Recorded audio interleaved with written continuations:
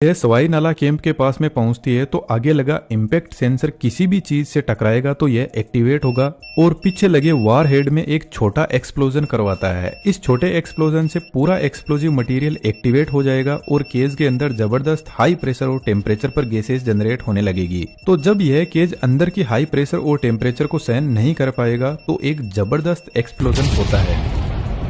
Same इसी तरीके से कोटली जो पीओजेके के अंदर ही अवेलेबल है, वहां पर भी 2 आतंकवादियों के कैंप और उड़ाए जाते हैं। और अमरनाथ यात्रा में तीर्थ यात्रियों पर बस पर हमला करने वाले जो आतंकवादी थे उनकी ट्रेनिंग गुलपुर कैंप से ही हुई थी। इसके बाद में बरनाला कैंप जो फिर से पीओजेके के बिम्बर में स्थित है, इसको भी उड़ाया गया। अब यह जो 5 कैंप है पीओजेके में थे, लेकिन हमारी आर्म्ड फोर्स इससे भी आगे बढ़ी क्योंकि हमें एक बहुत पुराना बदला लेना था और गुस्सा बहुत ज्यादा था। 2008 का मुंबई हमला। और यह सवाई नाला कैंप के पास में पहुंचती है तो आगे लगा इम्पैक्ट सेंसर किसी भी चीज से टकराएगा तो यह एक्टिवेट होगा और पीछे लगे वार हेड में एक छोटा एक्सप्लोजन करवाता है। इस छोटे एक्सप्लोजन से पूरा एक्सप्लोजिव मटेरियल एक्टिवेट हो जाएगा और केज के अंदर जबरदस्त हाई प्रेशर और टेम्परेचर पर गैसेस जनरेट होने लगेगी। तो जब यह केज अंदर की हाई प्रेशर और टेम्परेचर को सहन नहीं कर पाएगा तो एक जबरदस्त एक्सप्लोजन होता है।